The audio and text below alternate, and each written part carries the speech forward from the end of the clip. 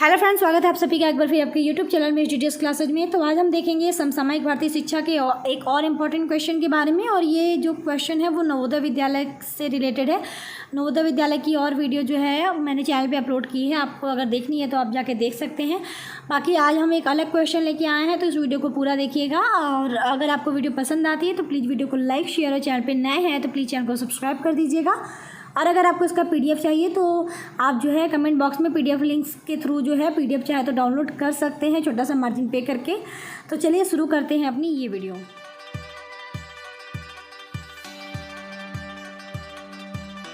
तो सबसे पहले प्रश्न जो है मैं वो बता देती हूँ। तो आज का प्रश्न है कि नवोदय विद्यालय की प्रमुख कार्य पद्धतियों का वर्णन करो। यानी जो पूरा कार्य पद्धति क्या है, किस तरह से है, सब कुछ हम देखेंगे वन बाय वन करके, और उसको मैं समझाने की भी कोशिश करूँगी ताकि आपको अच्छे से समझ में आ जाए। तो आप हेडिंग डालेंगे उत्तर में कि नवोदय विद्यालय की कार्य पद्धति, और नवोदय विद्यालय की कार्य पद्धति निम्नवत है, इस तरह लिख के। अब हम कार्य पद्धति को देखते हैं कि किस तरह से होता है, या प्रवेश। जैसे पहला जो पॉइंट होगा कार्य पद्धति में वो है प्रवेश। तो प्रवेश के अंतर्गत किस तरह से सारी चीज़ें होती हैं वो।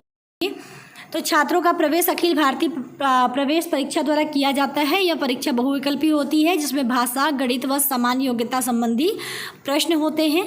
ऐसे बालक बालिकाएं जिन्होंने कक्षा 5 उसी वर्ष उत्तीर्ण किया हो तथा उनकी आयु 1 मई को 9 वर्ष से कम तथा 13 वर्ष से अधिक न हो, प्रवेश परीक्षा में बैठने के योग्य होते हैं।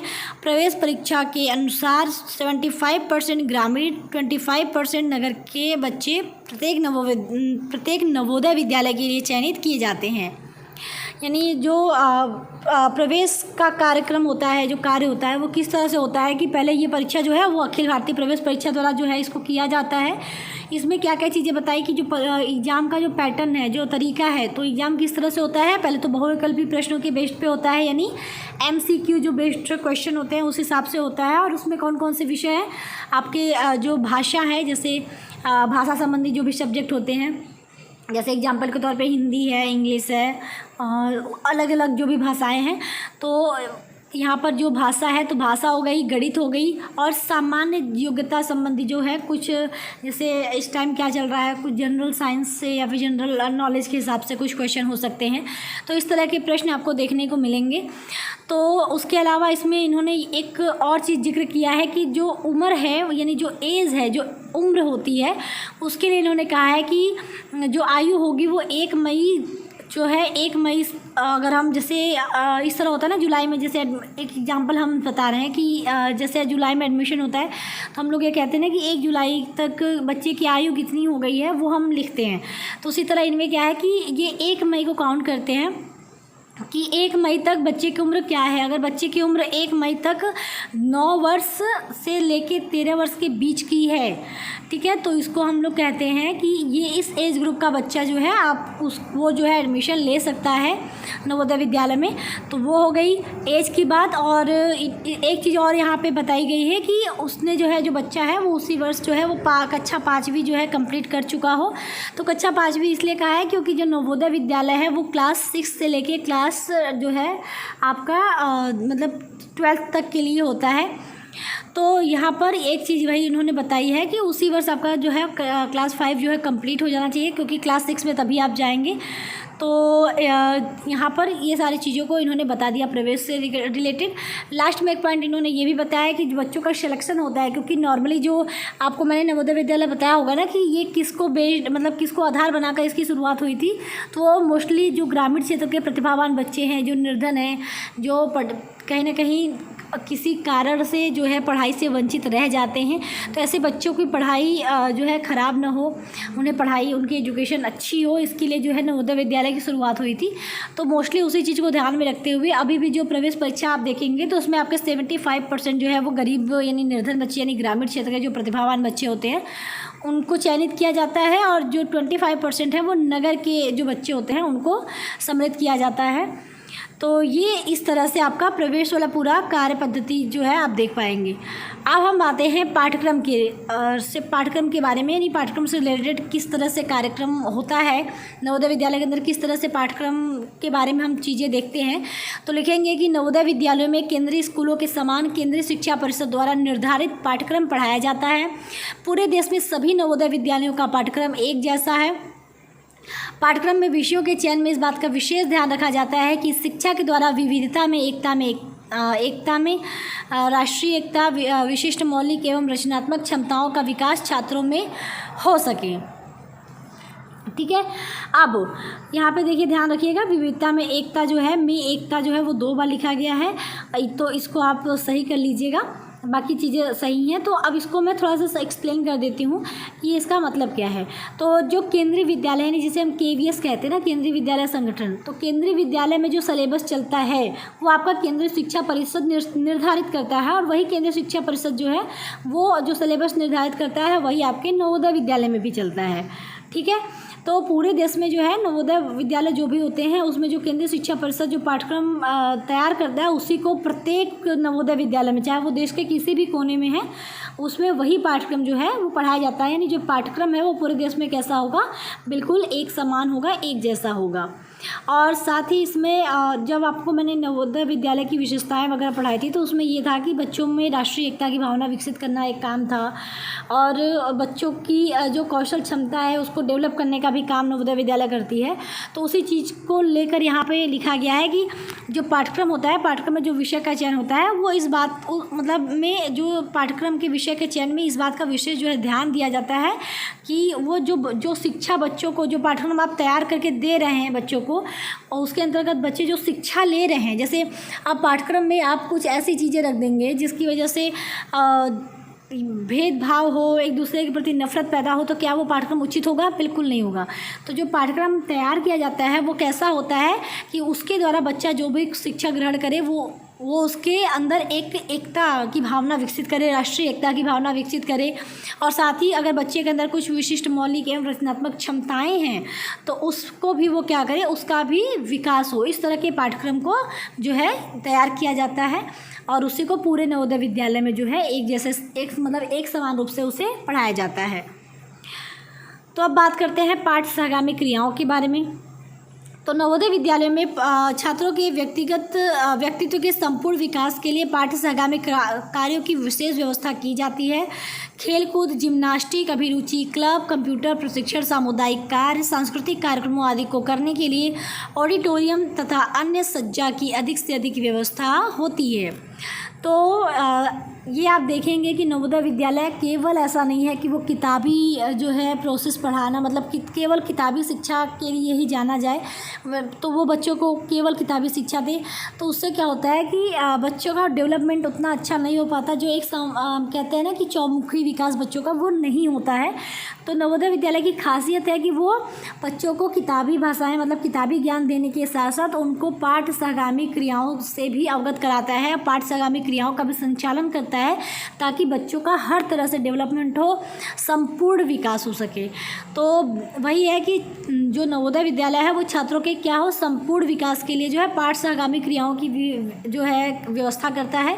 अब उसमें पाठ्य सहगामी क्रियाओं में देखिए आपका कुछ भी आ सकता है, कोई भी खेल कूद आ सकता है, जिम्नास्टिक आता है, आपके अगर कोई सांस्कृतिक कार्यक्रम आपके विद्यालय में हो रहे हैं, या फिर जैसे कोई हम लोग कहते हैं ना निबंध प्रतियोगिता हो गई, कोई वाद विवाद प्रतियोगिता हो गई, डिबेट जिसे हम कहते हैं, फिर कोई भी सामुदायिक कार्य हो गया, या किसी भी तरह का अभिरुचि क्लब या कंप्यूटर प्रशिक्षण हो गया, तो ये सब जो है इसकी व्यवस्था आपको जो है नवोदय विद्यालय में देखने को मिलेगी। और इसके लिए उन्होंने यानी इन सब प्रोग्रामों आदि को करने के लिए नवोदय विद्यालय में एक ऑडिटोरियम और अन्य सज्जा की अधिक से अधिक जो व्यवस्था है वो भी आपको देखने को मिल जाता है। तो नवोदय विद्यालय ये कोशिश करता है कि बच्चों को हमें किताबी ज्ञान के साथ साथ पाठ्य सहगामी क्रियाओं का भी संचालन करे ताकि बच्चों का हर तरह से चौमुखी विकास हो पाए।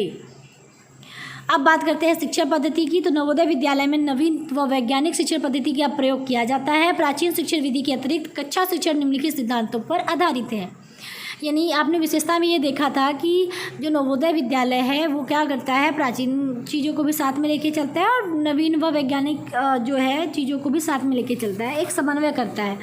तो उसमें एक चीज़ आई थी ना कि नवीन और वैज्ञानिक जो चीज़ें हैं, तो शिक्षण पद्धति की बात करें तो ये हमेशा नवीन और वैज्ञानिक शिक्षण पद्धति का जो है नवोदय विद्यालय में आप देखेंगे तो प्रयोग किया जाता है। उससे क्या होता है कि शिक्षा के क्षेत्र में अगर कुछ भी नई कोई शिक्षा पद्धति आ गई जो कि जिसके माध्यम से बच्चों का हम बहुत अच्छे से विकास कर सकते हैं, तो नवोदय विद्यालय उसे बिल्कुल अच्छे से जो है उसे स्वीकार करता है और उसको फॉलो भी करता है।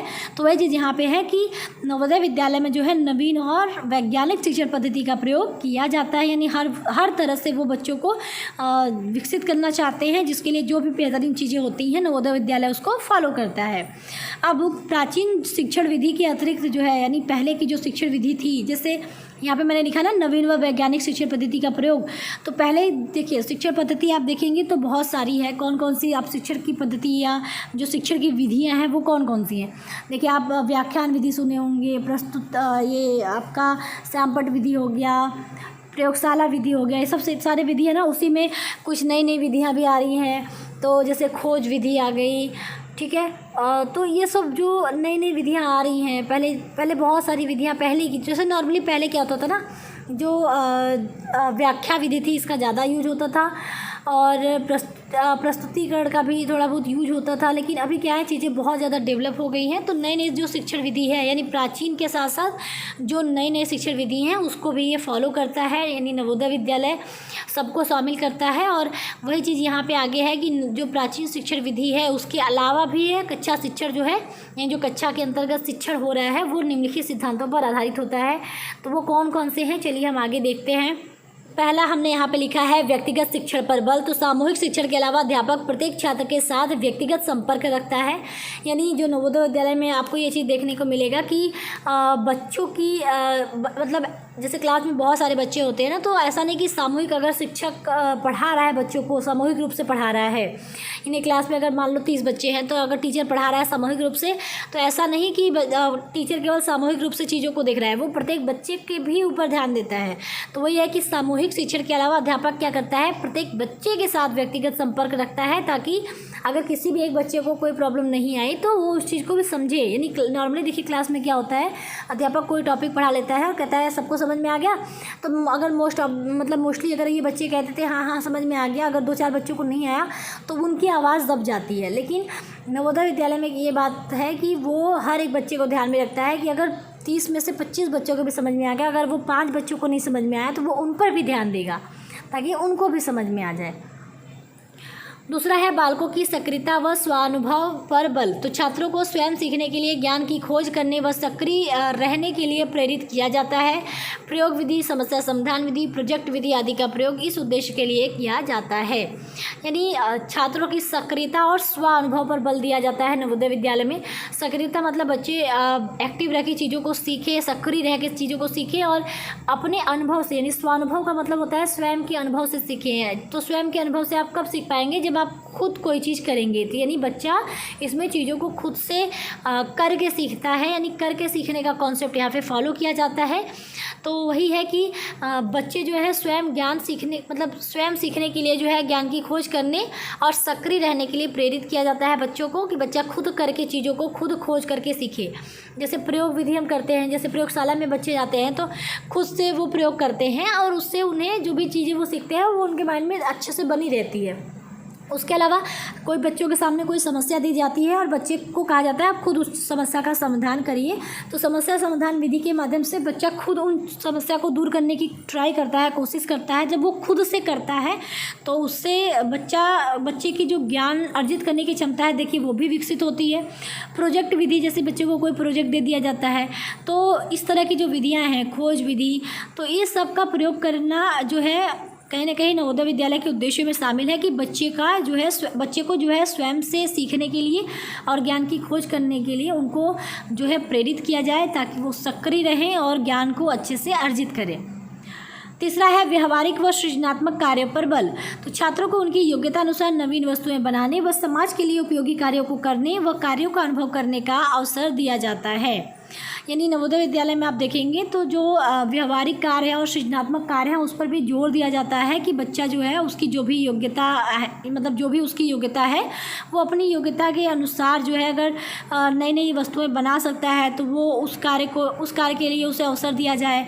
और समाज के लिए अगर कुछ उपयोगी कार्य हैं उसको करने के लिए और कुछ कार्य हो रहे हैं तो उसका अनुभव करने के लिए जो है उनको अवसर दिया जाए, ताकि बच्चे का जो सृजनात्मक अगर कुछ उनके अंदर चीज़ें हैं, अगर कुछ उनके अंदर एक क्रिएटिविटी है तो वो विकसित हो और उनके अंदर जो है नई नई चीज़ें करने की और कुछ का नए नए जो उनके लिए नए नई मतलब हम कह सकते हैं कि एक नया एक्सपीरियंस होता है, उसको अनुभव करने मतलब कोई भी कार्य कर रहे हैं तो उसका एक्सपीरियंस करने के लिए, उनका अनुभव करने के लिए भी बच्चों को मौका दिया जाता है कि वो उस चीज़ से भी सीखें। जैसे अब समाज के लिए कुछ उपयोगी कार्य हो गए कि बच्चों को एक सामूहिक रूप से कार्य दिया गया पेड़ पौधे यानी वृक्षारोपण के लिए, तो वो समाज के अंतर्गत उस कार्य को कर रहे हैं, तो उस कार्य को करते हुए उस चीज़ का वो अनुभव भी करेंगे, उस चीज़ के बारे में जानेंगे, तो ये उनका ही उसमें फ़ायदा होता है, बेनिफिट होता है। तो इस चीज़ का भी बच्चों को अवसर जो है दिया जाता है नवोदय विद्यालय के अंतर्गत। तो इत्यादि मैंने लिख दिया है क्योंकि 3 पॉइंट मुझे लगता है इस पॉइंट में इनफ है, जो सिद्धांत मैंने भी बताया पीछे वाले पॉइंट में, चौथे पॉइंट में। 5वां है भोजन व आवासीय व्यवस्था।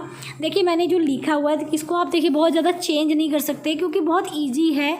तो अगर आप लोगों में से कुछ लोग बोलेंगे कि नहीं ये इस चीज़ से लिखा गया है, बुक से लिखा गया है, तो सिंपल सी बात है कि मैं ट्राई करती हूँ कि मैं बहुत जगह से कलेक्ट करके आप लोगों के लिए बेटर कंटेंट क्रिएट कर पाऊँ और कुछ चीज़ें मैं खुद से भी लिखती हूँ ताकि एक नयापन और एक इजी लैंग्वेज आपको मिल पाए। लेकिन कुछ चीज़ें ऐसी होती हैं ना कि वो आपको किताबी जो है भाषाएं ही आपको उसमें अच्छे से मिल पाएंगी, और लेकिन वो मैं कोशिश कर रही हूँ कि बहुत अच्छे से समझा दूँ कि अगर आपको मतलब लिखना पड़े इसके लिए तो आपको रटने की ज़रूरत ना हो, आप खुद से भी उस चीज़ को समझ लेंगे तो लिख लेंगे। ठीक है, तो हमारा अगला पॉइंट है भोजन व आवासीय व्यवस्था। तो जो नवोदय विद्यालय है वो आपको पता है कि वो आवासीय विद्यालय है, तो उसी से शुरुआत यहाँ पे किया गया है कि नवोदय आवासीय विद्यालय है। इसमें प्रवेश पाने वाले छात्रों को घर, भोजन, पुस्तकें आदि निःशुल्क प्राप्त होते हैं। पब्लिक स्कूलों की तरह यहाँ भी छात्रों को हाउस की व्यवस्था प्रणाली के आधार पर बांटा जाता है।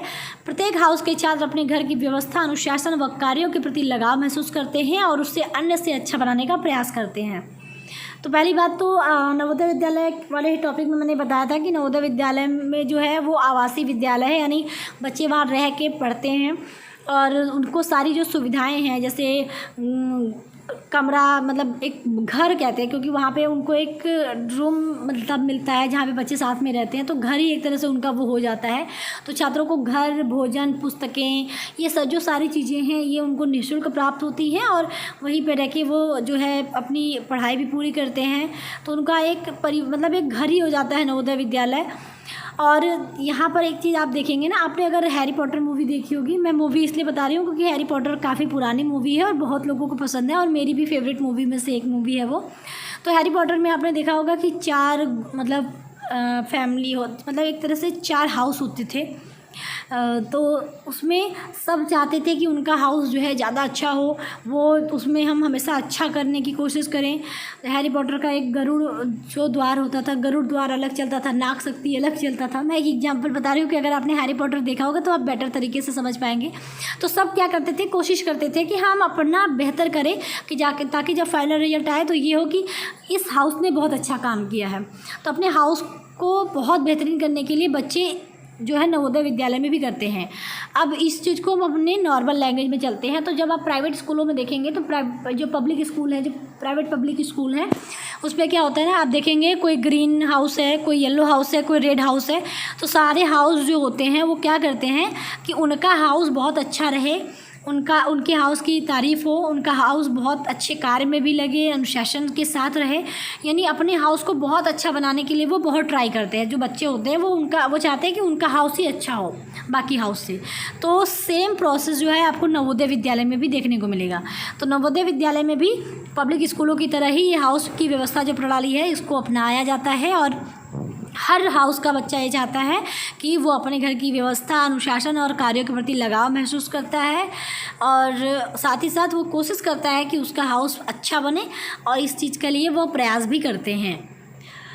तो अब हम बात करते हैं छठा, तो प्रबंध व प्रशासन। तो नवोदय विद्यालय की व्यवस्था व प्रशासन नवोदय विद्यालय समिति के द्वारा होता है। जबकि शिक्षा व परीक्षा के लिए केंद्रीय माध्यमिक शिक्षा परिषद उत्तरदायी है। इन विद्यालयों के केंद्रीय प्रशासन के लिए निदेशक, उप निदेशक, सहायक निदेशक, अकादमिक सलाहकार, आंतरिक लेखा परीक्षक आदि होते हैं। नवोदय विद्यालय समिति केंद्रीय नवोदय विद्यालयों के लिए फर्नीचर, उपकरण व आवासीय सुविधाओं आदि की व्यवस्था करती है। प्रधानाचार्य व अध्यापकों का चयन भी नवोदय विद्यालय समिति विद्यालय संगठन के सहयोग से करती है।